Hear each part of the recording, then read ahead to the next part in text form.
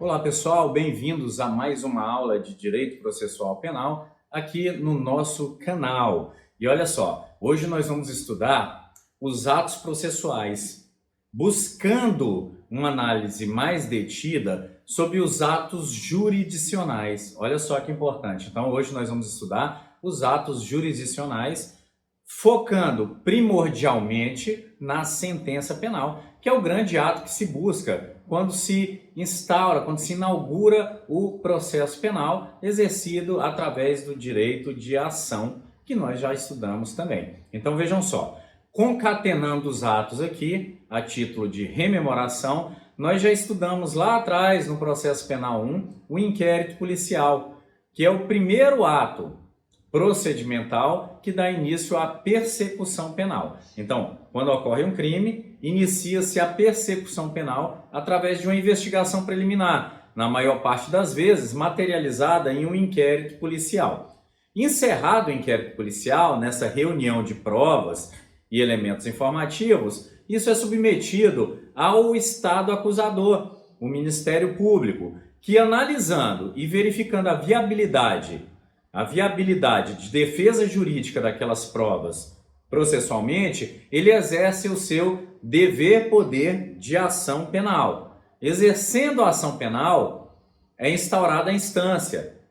E olha só, invoca-se o poder jurisdicional para que o Estado juiz resolva o caso penal, decidindo-se naquilo que apresenta a aparência de um crime, houve ou não um crime. Então, busca-se uma certeza processual para poder aplicar uma pena, né? Não há pena no Brasil e nem nos estados que adotaram essa racionalidade jurídica e o monopólio da jurisdição, não há pena sem um provimento judicial, que tem como pressuposto, por sua vez, um debate dentro das regras processuais vigentes, o devido processo legal, que tem como pressuposto o exercício da ação penal. Então, não há julgamento sem acusação, e a acusação tem como pressuposto a reunião de provas. Então, nulla accusatio sine probatione, nulo judicio sine accusatio e nulla pena sine judicio. Então, vejam como os axiomas do garantismo, eles mostram a concatenação de diversos atos persecutórios que visam como fim uma prestação jurisdicional, que vai falar se houve ou não um crime, tá? Então, inicia-se lá no crime esses atos persecutórios com vista a esse fim, a sentença penal. Então, vamos lá. Olha só, sobre atos judiciais, sobre atos processuais, são todos os fatos que tem uma consequência dentro do processo. Nós vamos focar aqui nos atos jurisdicionais, mas existem vários atos no processo penal feito tanto pelas partes quanto externos às partes que têm implicações processuais, tá? Mas olha só, os atos processuais eles buscam um fim específico, que é a sentença. Então, a sentença ou a decisão final que ponha fim prematuramente ao processo. Então, nós temos atos que vão ser praticados pelo julgador. E olha só, eu separei impropriamente aí julgador das partes. Vocês já sabem que julgador é também uma parte, mas só para efeito didático, tá? Então, nós temos atos praticados pelo julgador, que são atos decisórios. Nós temos atos praticados pelas partes, que são atos petitórios e instrutórios. E nós temos também acontecimentos que independem da vontade das partes. Então, são acontecimentos naturais ou não, que independem da vontade das partes e que também vão ter repercussões processuais. Então, por exemplo, o decurso do tempo é um ato que não independe das partes e que tem implicação jurídica, por exemplo, na prescrição, né? Então, atos que independem aí da vontade das partes, acontecimentos que têm implicação judicial. Então, são atos da vida, são fatos da vida, desculpem, que têm implicações processuais. A morte do acusado. A morte do acusado tem uma implicação né? Encerra o processo, mors solvit omnia, né? Então, tem situações externas ao processo que vão trazer implicações para dentro do processo penal também. Nós não vamos estudá-lo aqui. Então, olha só, o que nós vamos estudar são os atos de vontade processuais, principalmente jurisdicionais, que dependem de manifestação das partes para que aconteçam. Julgador, acusador, defensor, o próprio réu, tá? Que vão constituir, vão modificar, vão extinguir direitos e vão criar a própria relação jurídica. Então, essencialmente, os atos jurisdicionais, eles servem para criar relações jurídicas e extingui-las. Então, o que se busca como uma sentença penal é um ato jurisdicional que vai dar concretude ao direito abstrato, por exemplo. Então, uma sentença condenatória, ela cria um direito para a parte, não para as partes, porque vincula só o réu, é uma peculiaridade do processo penal, tá? Criando uma lei específica que dá concretiza, uma lei que concretiza o direito penal, individualizando para um caso específico também, ok? Então, olha só, o que nos interessa nesse nosso estudo são os atos jurisdicionais.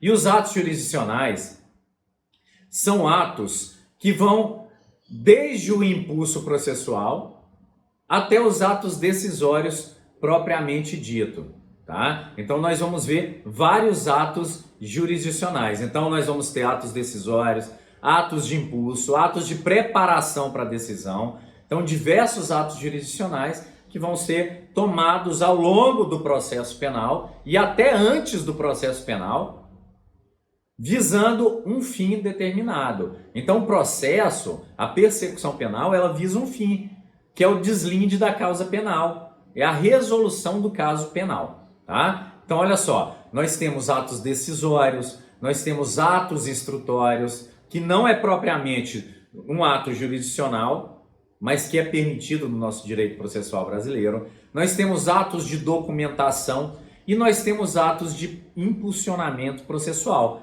Então, o ato propriamente dito da prestação jurisdicional é o ato decisório. Mas para que o ato decisório seja tomado, nós dependemos de diversos outros atos dentro do processo penal também. Atos jurisdicionais. Então, nós temos lá no artigo 800, então, o nosso Código de Processo Penal, ele não tem um bom desenho sistemático. Então, vejam só, ele deveria desenhar isso principalmente em seu início, quando falasse dos sujeitos, falar dos atos de cada sujeito. E propriamente dentro desses os atos jurisdicionais. Mas não, lá no final, lá no artigo 800, nas disposições gerais, o Código de Processo Penal nos dá uma ideia de quais são os atos jurisdicionais, quando ele fala dos prazos para cada ato jurisdicional. Então lá ele vai nos falar que existem decisões definitivas, decisões interlocutórias simples, decisões interlocutórias mistas e despachos de mero expediente. E ele vai dar uma ideia para a gente, vejam só, não define, mas nos traz uma ideia, o Código de Processo, do nível de cognição que é necessário para cada um desses atos. Então aqui de baixo para cima, vocês veem a necessidade de adensamento cognitivo para que seja emitido esse ato. Então, despacho de expediente demanda um nível de cognição do processo muito baixo. Então, é um ato decisório que tem implicações também muito rasas. Já a decisão definitiva, incluída aí também a sentença penal, demanda uma cognição muito mais adensada e tem um nível de prejuízo muito maior para o sujeito processual central do processo penal, que é o réu. Então vamos lá, os despachos que podem ser de expediente ou ordinatório, eles determinam o andamento processual, eles desencadeiam a marcha processual. Então, o Poder Judiciário ele não pode agir de ofício, então ele é regulado pelo princípio constitucional da inércia. É necessário o exercício da ação penal para que se inicie e desencadeie o exercício do poder jurisdicional, que é um direito, é o direito da prestação jurisdicional que todos têm, não é? Mas uma vez iniciado, ele tem atos de impulso próprio.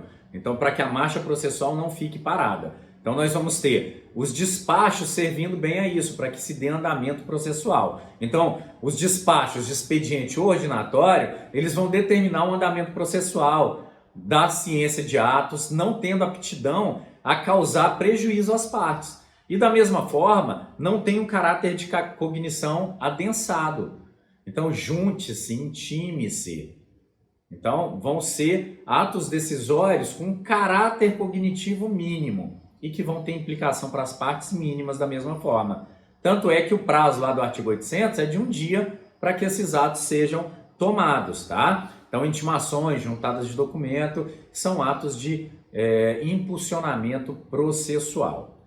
Nós vamos ter, subindo um pouco mais de nível cognitivo, as decisões interlocutórias simples, que vão decidir questões que não estão diretamente ligadas ao mérito da causa. Então, são questões incidentes ou emergentes no processo penal.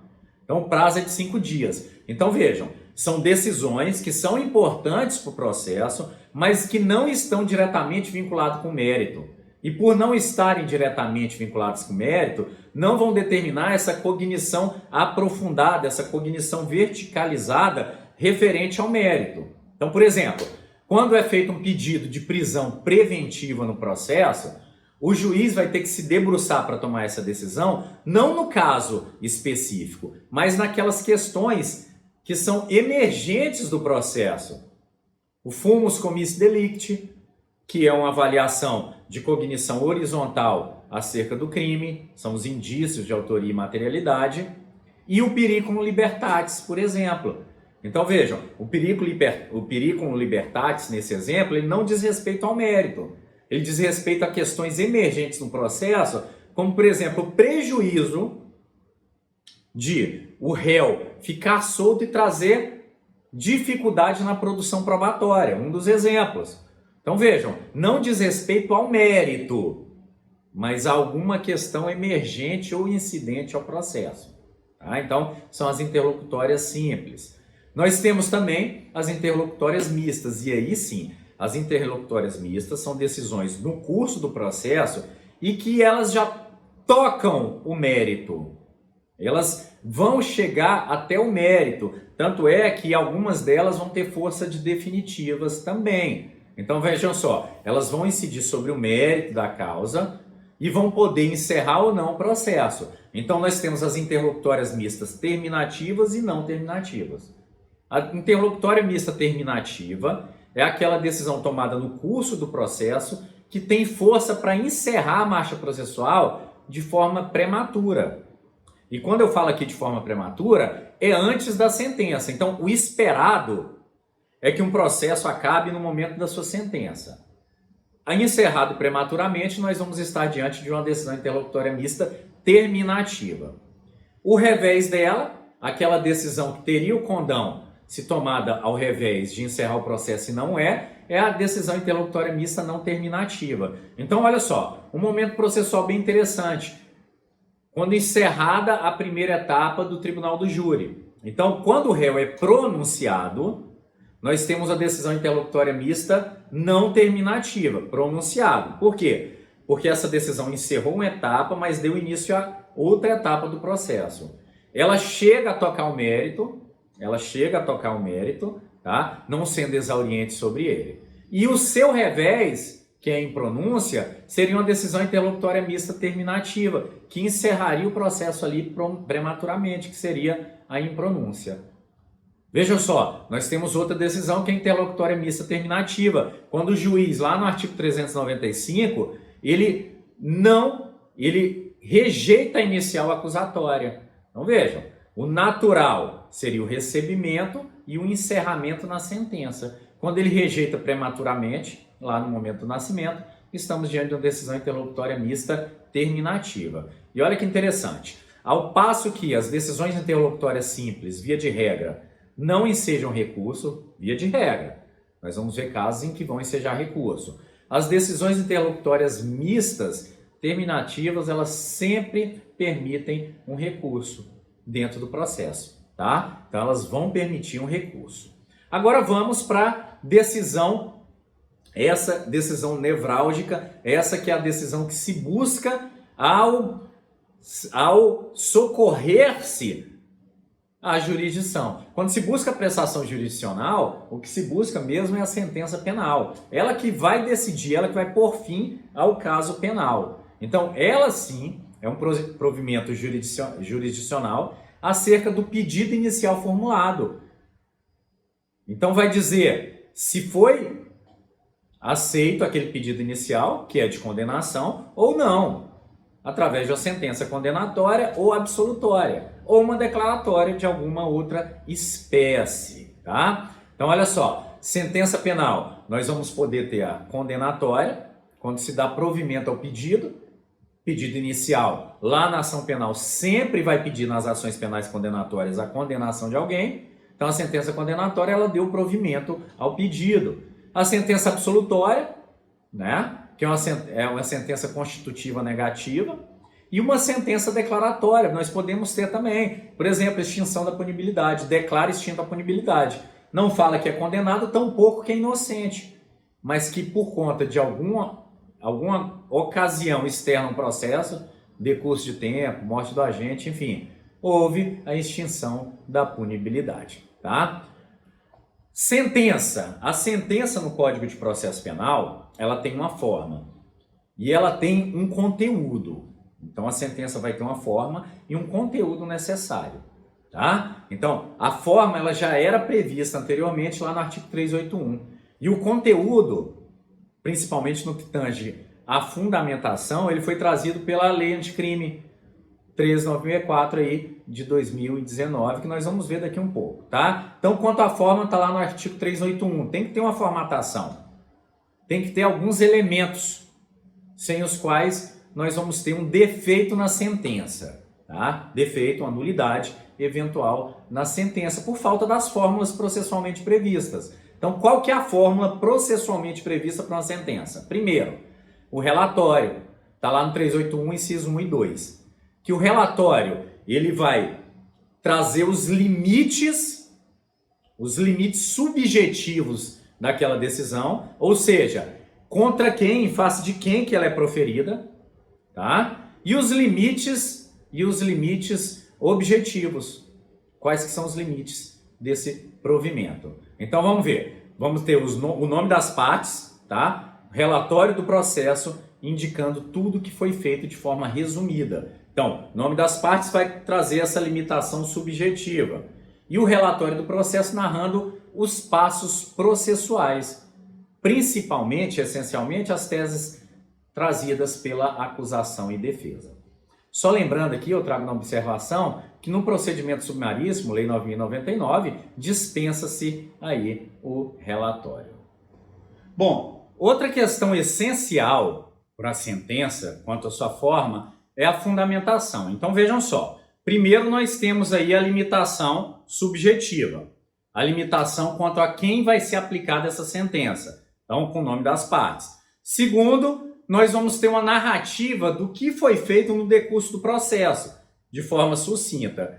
E aí vai vir a fundamentação, que são os motivos de fato e de direito que lastreiam a decisão. Então toda a argumentação jurídica, invocação de súmulas e aí por diante, tá? Então vem nessa segunda parte. E no final, a parte conclusiva, que é chamada de dispositivo, que é a conclusão lógica que vai ter relação direta com o que foi falado lá na fundamentação. E lá no final, traz a autenticação, com algo importantíssimo também, gente, a data da decisão, porque isso vai ter implicação direta em outros efeitos penais, como, por exemplo, a prescrição executória, tá? Então, a data e a assinatura do juiz como autenticação. O fundamento, que a gente falou lá atrás como parte da decisão, primeiro, ele é uma imposição constitucional. Está lá no artigo 93, inciso 9. Então, é uma obrigação constitucional. Mas até então, nós não tínhamos nada delimitado no âmbito do Código de Processo Penal que falasse como deveria ser essa fundamentação. A gente chama isso de livre convencimento fundamentado ou livre convencimento motivado. Só que essa liberdade não trazia sequer critérios mínimos que eram essenciais para essa fundamentação. Então, olha só, nós tivemos uma alteração na 13964, a lei anticrime, que trouxe especificado dentro do Código de Processo Penal agora o que é essa fundamentação e motivação.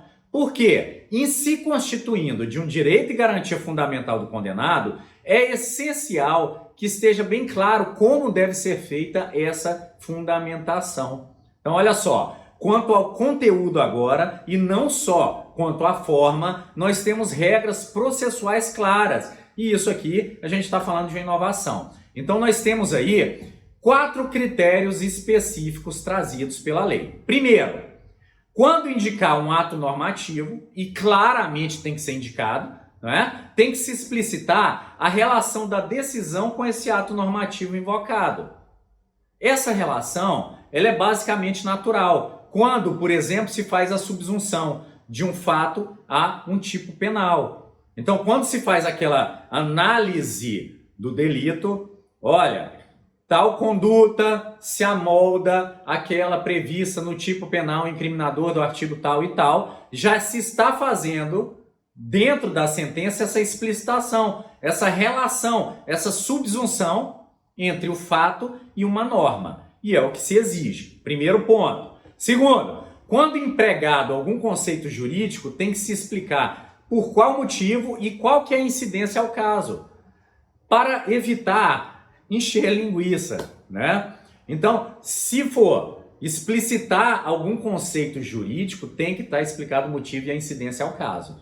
Então, nós temos diversos conceitos jurídicos aí. O indúbio pro réu.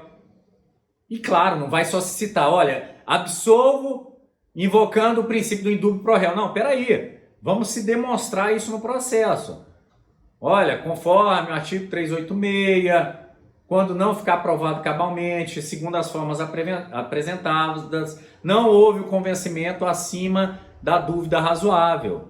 Então tem que se explicitar. Aplicou um conceito jurídico, tem que se explicitar e mostrar a incidência direta ao caso concreto.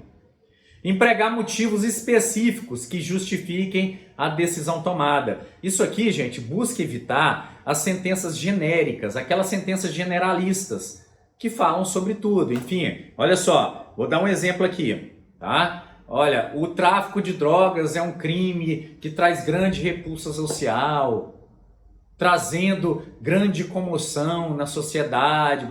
Isso são motivos genéricos que não servem para a decisão específica. Então, para trazer, por exemplo, um agravamento da pena, nós temos que ter motivos claros. Então, conduta social anterior, por exemplo, dentro da sentença. Então, os motivos têm que ser específicos e não genéricos. E eles têm que justificar a decisão tomada. Deve enfrentar também os argumentos deduzidos no processo. Então, o julgador, ao proferir a sua sentença, ele deve enfrentar todos aqueles argumentos que seriam passíveis de interferir na decisão final. E isso é importante, isso traz um mínimo de respeito ao contraditório judicial. Se o julgador não fosse obrigado a combater todos os argumentos contrários à decisão que ele tomou, para que existiria o contraditório?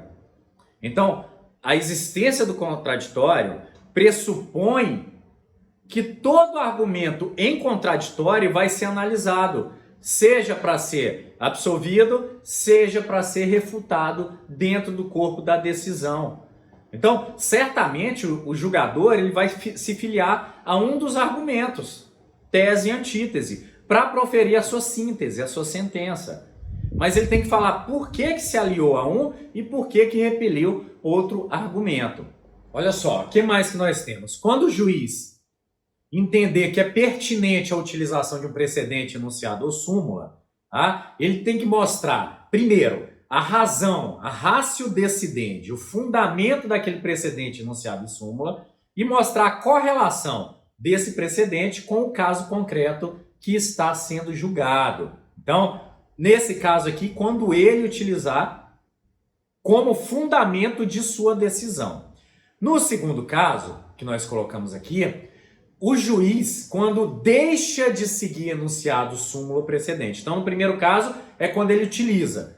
No segundo caso, é quando ele deixa de utilizar, se invocado pela parte. Então, a parte invocou um enunciado, uma súmula ou precedente. Para que o juiz deixe de utilizar aquele enunciado, súmula ou precedente, ele tem que mostrar a distinção daquele enunciado, súmula ou precedente com o caso concreto. É o chamado distinguish.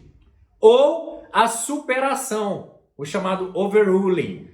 Então ele tem que mostrar que aquele precedente, súmula ou enunciado já foi superado, não é mais aplicado por algum motivo, ou que há uma distinção daquele enunciado, súmula ou precedente com o caso concreto. Então vejam só a importância disso aqui para que se tenha uma decisão de fato que não só coloque o argumento de autoridade, primeiro ponto, e segundo ponto, buscando o respeito aos precedentes.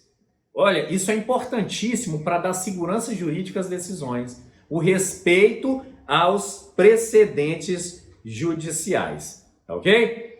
Vamos lá, sentença absolutória. A sentença absolutória está lá no 386 e ela é tomada quando existirem alguns motivos ou inexistirem, para ser mais exato. Então, olha só, a sentença absolutória ela tem que ser dada quando o fato for comprovadamente inexistente ou quando houver dúvida sobre a sua existência. Então, inexistência do fato, ficou comprovado que aquilo não aconteceu.